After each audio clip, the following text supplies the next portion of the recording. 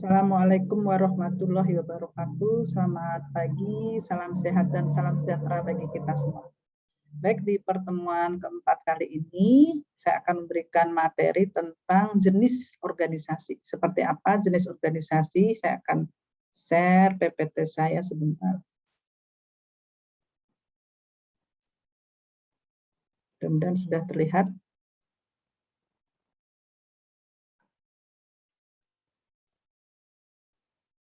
Oke. Jenis organisasi yang dikenal masyarakat di Indonesia ada 3 jenis. Yang pertama, organisasi publik. Organisasi publik ini merupakan organisasi yang didirikan dengan tujuan memberikan pelayanan kepada masyarakat. Yang kedua adalah organisasi private atau organisasi bisnis. Organisasi ini melakukan aktivitas ekonomi dan bertujuan untuk menghasilkan keuntungan atau profit. Ya, kemudian yang ketiga ada organisasi non-profit. Organisasi ini tidak mencari keuntungan, namanya juga non-profit ya. Tujuan utama dari organisasi tersebut biasanya dapat didefinisikan dalam hal sosial, politik, budaya, pendidikan, dan tujuan non-profit lainnya. Contohnya organisasi non-profit di sini misalnya yayasan pendidikan, yayasan sosial, dan seterusnya. Ya, itu biasanya yang bisa dimiliki oleh pemerintah provinsi, pemerintah setempat ya, pemerintah setempat atau dimiliki orang per orang karena biasanya terkait kepada sumber dananya dari mana. Ya, biasanya kalau dimiliki oleh pemerintah setempat berarti sumber dana untuk mengelola organisasi non profit tersebut dari pemerintah setempat.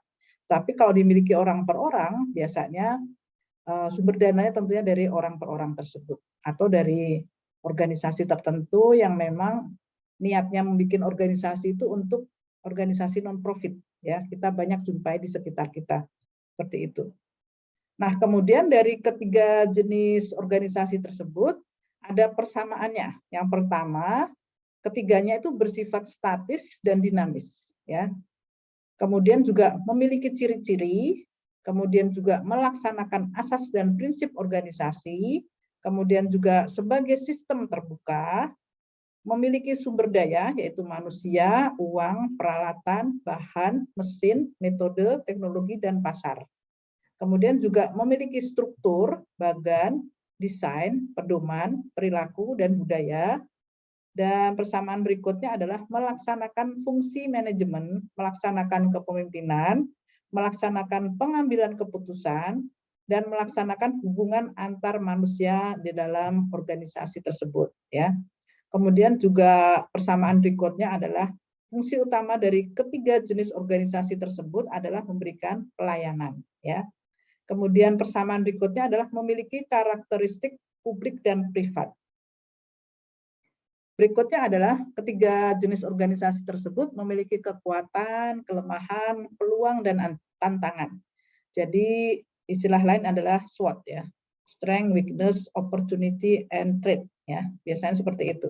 Jadi ketiga organisasi tersebut selalu mengidentifikasi apa yang menjadi kekuatannya, apa yang menjadi kelemahannya, kemudian apa yang menjadi peluang bagi organisasinya, dan apa yang menjadi tantangan bagi organisasinya, di mana nanti hasil dari identifikasi tersebut untuk melakukan perbaikan-perbaikan bagi organisasi tersebut. Perbaikan ke depannya bagaimana supaya ketiga organisasi tersebut tetap eksis dalam jangka waktu yang lama.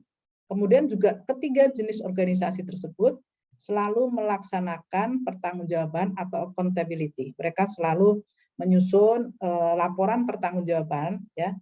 Kalau di organisasi private itu laporan pertanggungjawabannya itu biasanya dipublish di media massa.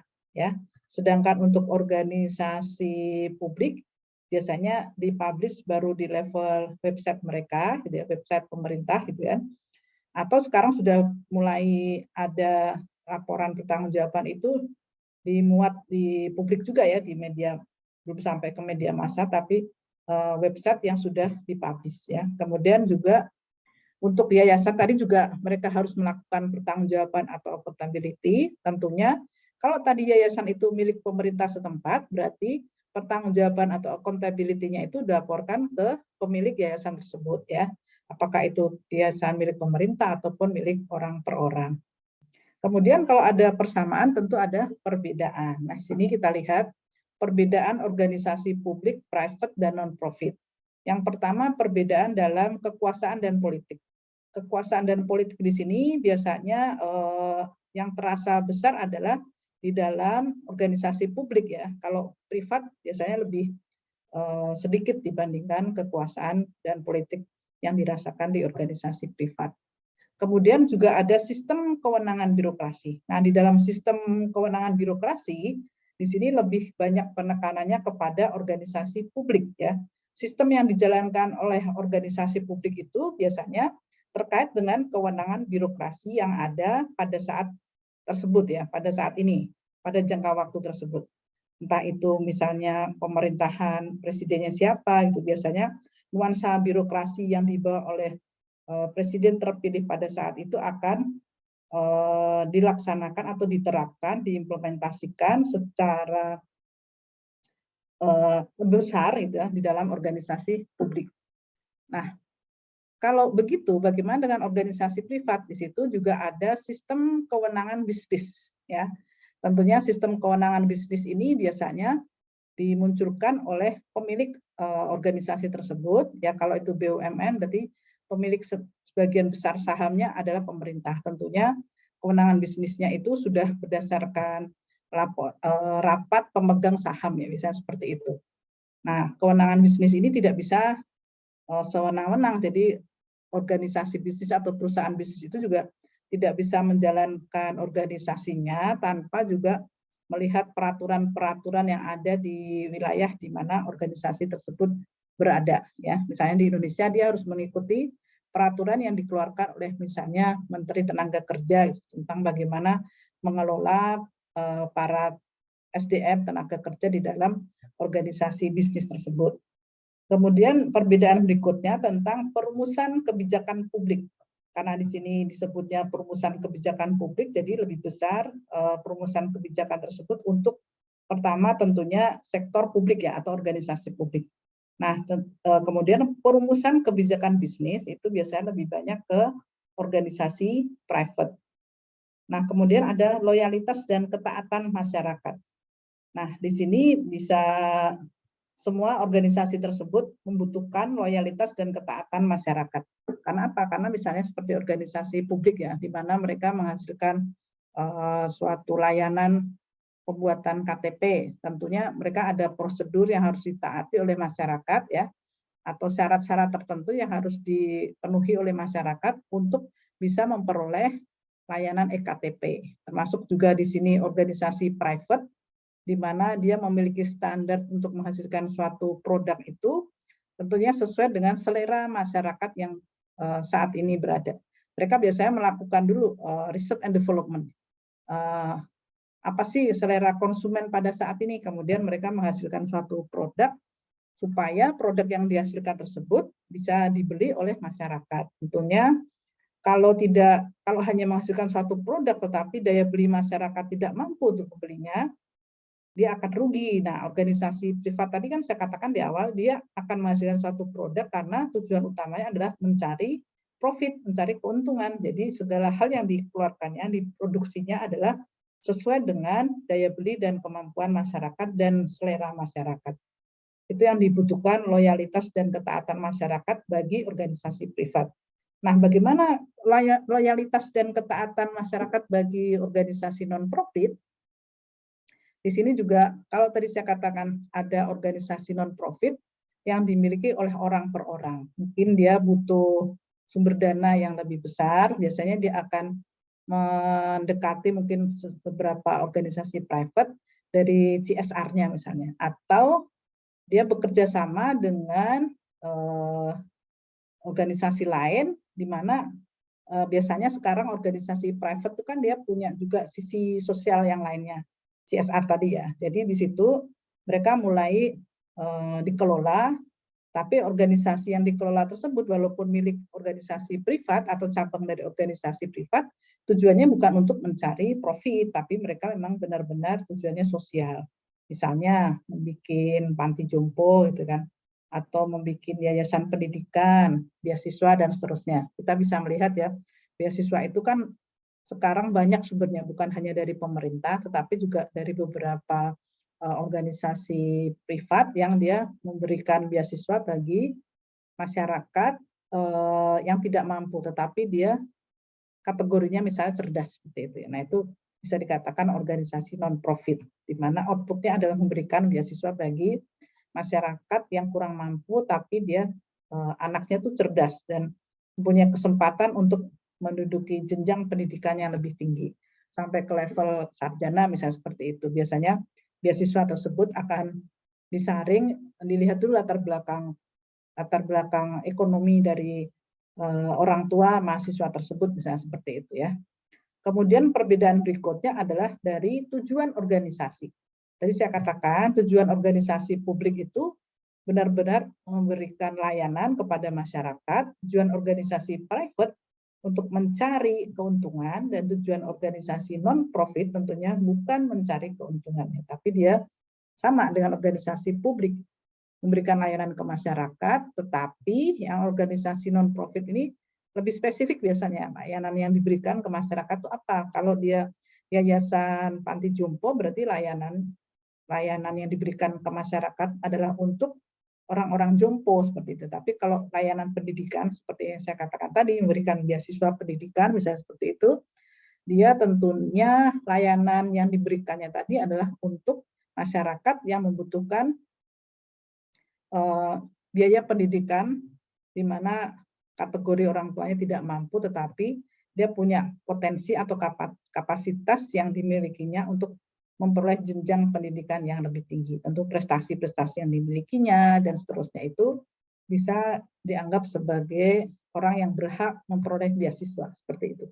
Ada beberapa persyaratan yang dimiliki oleh organisasi atau yayasan pemberi beasiswa tersebut atau organisasi non-profit tersebut untuk orang-orang tertentu. Nah, kemudian perbedaan berikutnya ada dari sumber daya. Kita kenal adanya 6M ya, ada man, money, machine, methods, material, dan market. 6M ini tentunya berbeda-beda yang dimiliki oleh organisasi publik, organisasi private maupun organisasi non-profit ya. Man misalnya sumber daya manusia yang dimiliki organisasi publik itu kan statusnya sebagai misalnya PNS ya atau P3K. PNS itu kan berarti pegawai yang memang pegawai pemerintah yang digaji pemerintah, dari dia masuk menjadi PNS sampai dia pensiun tuh ada dapat. Kemudian tadi ada P3K ya. P3K itu sama-sama pegawai pemerintah, tetapi di akhir pensiun tuh dia tidak memperoleh tunjangan pensiun ya. Kemudian untuk organisasi privat, sumber daya manusianya itu gaji semuanya dari organisasi di mana dia bekerja, perusahaan tersebut yang menggaji pegawai-pegawainya. Jadi kebutuhan pegawainya itu tentunya organisasi tersebut yang memberikan tunjangan dan seterusnya itu oleh organisasi privat tersebut. Mungkin keuntungan yang diperoleh dari produk yang dihasilkan akan menambah income atau take home pay bagi pegawainya. Mungkin ada istilahnya bonus, ya memberikan bonus lebih di akhir tahun, atau jasa lain yang sudah dimiliki oleh organisasi private tersebut. Kemudian untuk organisasi non-profit, nama juga non-profit ya tentunya, sumber daya manusianya itu dia benar-benar orang yang apa ya istilahnya, kalau di teori kebutuhan Maslow itu dia sudah level yang aktualisasinya diri sangat tinggi. Jadi dia tidak butuh uang lagi untuk, jadi kebutuhan makan, sandang, pangan, papannya itu sudah terpenuhi, tapi dia benar-benar mengabdikan dirinya untuk mengelola yayasan tersebut. Yang siapa yang menggaji? Kalau tadi misalnya yayasan tersebut milik pemerintah setempat, tentu di situ juga budget yang dimiliki oleh yang diperoleh dari yayasan tersebut dari pemerintah setempat, termasuk juga gaji bagi karyawannya. Nah, standarnya seperti apa tergantung pada kebijakan yayasan tersebut, ya. Nah, kemudian money, machine, methods, material, market juga berbeda-beda di antara organisasi publik, organisasi private, dan organisasi non-profit. Nah, kemudian perbedaan berikutnya ada namanya analisis faktor lingkungan. Tadi saya katakan bahwa ketiga organisasi tersebut di persamaannya tadi kan, ketiganya benar menggunakan sistem terbuka, artinya mereka selalu mengamati perkembangan lingkungan yang terjadi di luar organisasinya ya. Misalnya begini, seperti saat ini, sekarang sedang masih masa pandemi COVID-19 ya. Kebijakan-kebijakan yang dilakukan internal organisasi tersebut tentunya tergantung kepada kebijakan atau lingkungan yang terjadi di luar organisasinya. Nah, ketiga organisasi ini kan berada dalam lingkungan yang sama, artinya sekarang semuanya masa pandemi COVID-19. Nah, kemudian oleh pemerintah setempat, misalnya daerah tersebut masuk ke level 3, di mana harus ada pengurangan kegiatan dan mengurangi kerumunan dan seterusnya, ada kebijakan bekerja dari rumah dan juga kegiatan-kegiatan yang bersifat berkerumun itu harus dikurangi. Nah, ketiga organisasi tersebut juga harus membuat kebijakan sesuai dengan peraturan yang dikeluarkan oleh pemerintah setempat. Nah, ini namanya analisis faktor lingkungan. Kemudian ini saya ambil dari Osborne dan Plastric tahun 2000, di mana Osborne dan Plastric ini mengemukakan adanya 10 prinsip organisasi pemerintah wirausaha. Jadi di perkembangan sekarang ini organisasi publik itu bukan hanya dia berdiri sendiri, dia asik dengan diri sendiri atau istilah lain autis ya. Dia tidak mungkin akan eksis sendiri tanpa dia melihat atau merubah sistem manajemennya sesuai dengan perkembangan lingkungan. Sementara lingkungan di luar kan, misalnya tadi pelayanan ya, pelayanan yang dibutuhkan masyarakat itu kan pelayanan better, cheaper, dan faster ya, cepat, murah, dan mudah. Nah, tentunya pemerintah juga dalam hal ini organisasi publik yaitu pemerintah juga harus bisa merubah pelayanan yang dimilikinya itu berbasis pada kebutuhan masyarakat. Nah, ini menurut Osborne itu ada 10 prinsip yang harus dimiliki oleh pemerintah yang istilah di sini organisasi pemerintah wirausaha atau yang mungkin sering mendengar tentang reinventing governance ya. Yang pertama adalah prinsip pemerintahan katalis. Pemerintahan katalis ini memisahkan fungsi pemerintah sebagai pengarah dan fungsi sebagai pelaksana. Jadi awalnya pemerintah itu harusnya fungsinya itu terpisah antara fungsi sebagai pengarah dan fungsi sebagai pelaksana. Ya. Kemudian berikutnya adalah prinsip pemerintahan milik masyarakat, di mana bahwa pemerintah itu harus mulai mengalihkan wewenang kontrol ke tangan masyarakat. Artinya bukan hanya sepihak dari pemerintah yang otonom gitu ya, sewenang-wenang, kemudian apa istilahnya tangan besi gitu ya, otoriter gitu kan, tetapi juga harus mulai mempertimbangkan kebutuhan masyarakat karena pemerintahan itu adalah milik masyarakat, di mana masyarakat membayar pajak, kemudian juga mereka memberikan tenaganya untuk pemerintah. Jadi sebagian besar pemerintah itu adalah milik masyarakat. Itu mindset yang harus dirubah oleh pemerintahan dengan menggunakan prinsip Osborne dan Plastric ini. Kemudian prinsip ketiga adalah pemerintahan kompetitif. Di sini dikatakan bahwa pemerintahan kompetitif itu mensyaratkan persaingan di antara para penyampai jasa atau pelayanan yang bersaing berdasarkan kinerja. Jadi kalau dulu mungkin ya di pemerintahan zaman dulu itu yang akan naik jabatan itu biasanya orang senior, orang yang usianya paling tua itu baru bisa menduduki posisi jabatan tertentu. Sekarang tidak, karena kompetitif. Jadi kalau misalnya prestasi yang dimilikinya itu memang bagus, dia bisa lompat menduduki jabatan tertentu di dalam pemerintahan tersebut. Sekarang mulai seperti ini ya sistemnya ya. Seperti misalnya kalian sering mendengar adanya seleksi open bidding ya. Kalau untuk menduduki jabatan tertentu, misalnya eselon 2 di suatu kementerian, itu biasanya mereka akan membuka kesempatan bagi seluruh PNS dimanapun berasal gitu kan. Yang penting dia memenuhi syarat-syarat tersebut ya. Kemudian dia diminta untuk membuat suatu makalah, proposal, kemudian nanti ada tes, tahapan tesnya sama kayak kita misalnya masuk ke PNS ya, dari psikotes, kemudian nanti ada administratif tes ya, misalnya bebas dari narkoba, kemudian tidak sedang terlibat korupsi dan seterusnya. bebas dari hukuman dan seterusnya. Ada beberapa syarat administrasi, kemudian juga nanti ada wawancara, kemudian ada tes psikologi juga ada, seperti itu. Nah itu kompetitif ya.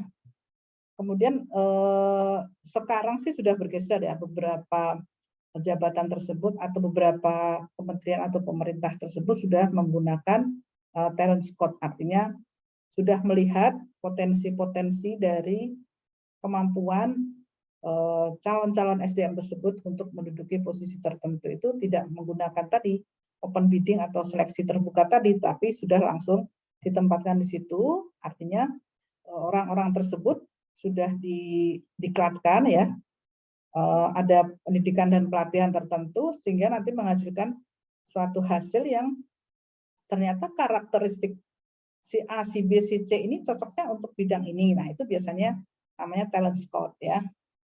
Kemudian ada prinsip berikutnya adalah pemerintahan berorientasi misi. Di sini pemerintahan berorientasi misi ini maksudnya adalah melakukan deregulasi internal, menghapus banyak peraturan internal, menyederhanakan sistem administratif yaitu anggaran, kepegawaian, dan pengadaan. Ini yang saya katakan, saya jelaskan sebelumnya tadi tentang adanya talent scout, kemudian adanya sistem terbuka, mulai seleksi terbuka dan seterusnya, itu bagian dari pemerintahan berorientasi misi. Berikutnya adalah pemerintahan berorientasi hasil. Nah, biasanya di sini akan mengubah fokus dari input menjadi akuntabilitas pada output. Mungkin selama ini laporan yang dibikin oleh organisasi publik tersebut hanya berfokus pada input ya, artinya uang yang diperoleh sekian, tetapi hasilnya seperti apa tidak kelihatan. Tapi kemudian bergeser menjadi akuntabilitas pada output. Jadi misalnya inputnya 1M gitu. Dari 1M kegiatan anggaran pemerintah tersebut dipergunakan untuk apa? Misalnya untuk mengatasi pandemi COVID-19. Nah, itu biasanya sudah terdistribusikan kemana saja, mungkin ke puskesmas gitu ya, atau ke rumah sakit setempat gitu kan, rumah sakit daerah kemudian di mana pemerintah tersebut berada. Nah, itu kemudian hal yang dirasakan masyarakat adalah dengan semakin dekatnya layanan dari pemerintah langsung ke masyarakat, itu manfaat yang diperoleh masyarakat biasanya lebih besar gitu ya, lebih langsung diperoleh, tidak bertahap berjenjang panjang lagi. Nah, itu yang dikatakan pemerintahan berorientasi hasil. Nah, berikutnya ada pemerintahan berorientasi pelanggan. Nah, di sini intinya adalah memperlakukan masyarakat yang dilayani sebagai pelanggan. Pelanggan di sini kalau di organisasi publik berarti dia sebagai pembayar pajak, kemudian mengurus KTP, kemudian pembayar listrik, itu kan rutin ya. KTP walaupun sekali seumur hidup, yang sekarang kan, dulu kan masih KTP kan setiap 5 tahun sekali ngurus, kemudian kalau pajak kan setiap saat ya. Kemudian bayar listrik juga setiap saat. Nah, kemudian juga menetapkan standar pelayanan yang harus ditaati oleh si pelanggan tadi ya. Jadi bagaimana cara-cara atau standar pelayanan apa yang harus dipenuhi oleh si pelanggan tadi dalam membayar pajak. Misalnya membayar pajak itu tidak boleh lewat dari misalnya tanggal 30 Maret laporan pajaknya itu ya. Kalau membayar pajak kan setiap kali kita memperoleh misalnya PPh ya, gaji sekian gitu kan, itu biasanya langsung dipotong pajak. Nah, hasil potongannya itu kan harus dilaporkan ke Dirjen Pajak itu setahun sekali, maksimal sebelum tanggal 30 Maret berikutnya. Nah, ini tahun lalu sudah harus melaporkan hasil pembayaran pajak orang per orang itu ke Dirjen Pajak ya. Karena ini sudah mendekati, ini sudah Februari, biasanya Maret, sebelum berakhirnya Maret itu harus sudah masuk. Kan sekarang sudah ada kemudahan menggunakan e-filing ya, istilahnya bayar pajaknya juga hanya pakai online gitu ya, pakai email dan seterusnya. Kemudian juga memberi jaminan. Beri jaminan itu artinya pemerintah itu akan memberikan jaminan keamanan bagi masyarakat yang mengurus layanan tadi, mengurus pembayaran listrik, mengurus pembayaran pajak, mengurus KTP dan lain-lain layanan yang lain ya. Artinya kalau mereka sudah membayar listrik misalnya, nah itu listriknya harusnya dinyalakan, jangan padam, karena kan membayar listrik kan untuk 1 bulan ke depan gitu kan, demikian seterusnya gitu kan, harusnya seperti itu. Tapi kalau force major misalnya kejadian ada trafo yang rusak, berarti itu bagian dari layanan yang diberikan oleh PLN dalam hal ini ya, untuk segera memberikan atau memperbaiki kerusakan yang terjadi, dan itu free ya, karena masyarakat sudah membayar listriknya, termasuk bagian dari maintenance-nya itu juga seperti itu.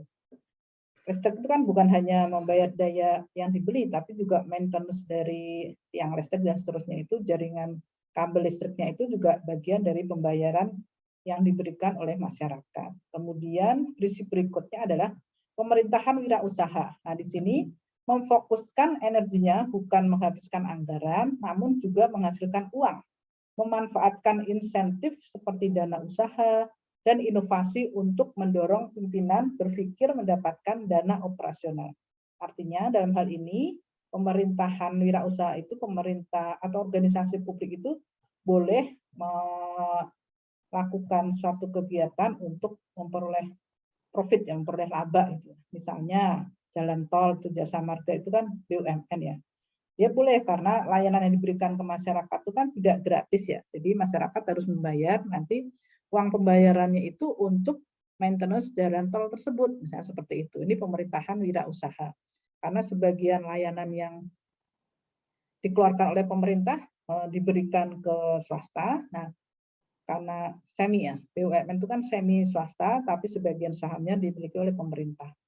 Nah, kemudian karena BUMN ini bukan hanya memberikan layanan, tapi juga profit motif juga gitu ya. Tapi keuntungannya tidak sebesar kalau dikelola oleh swasta. Makanya di sini ada bargain atau semacam kesepakatan ya, berapa laba yang harus diperoleh gitu kan. Nanti sebagian masuk di kas pemerintah untuk apa? Untuk maintenance jalan tol tadi, contohnya seperti itu. Ya.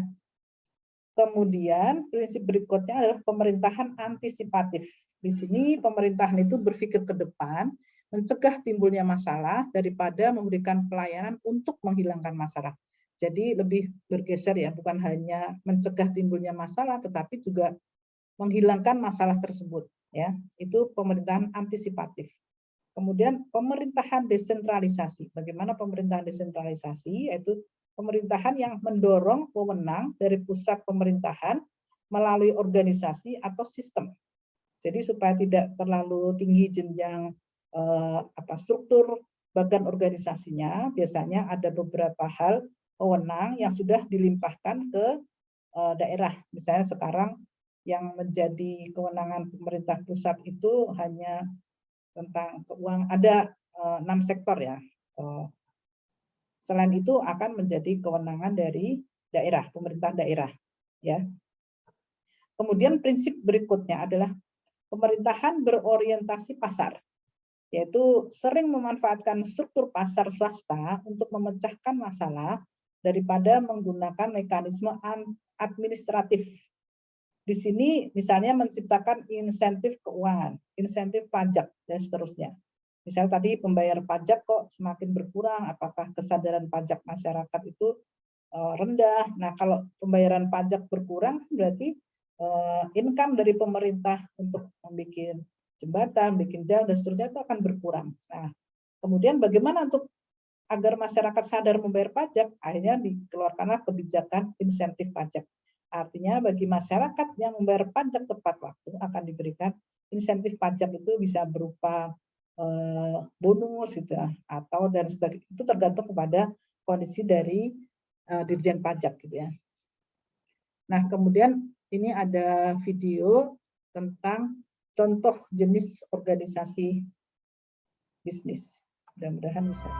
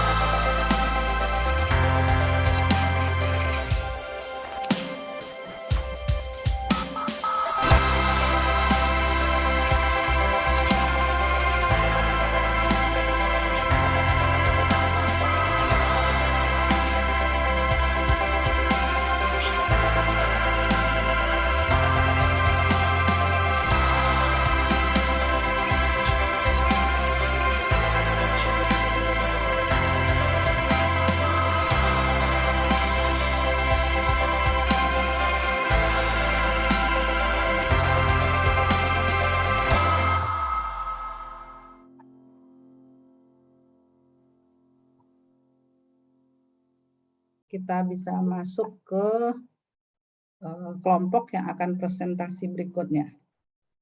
Demikian dari saya. Wassalamualaikum warahmatullahi wabarakatuh.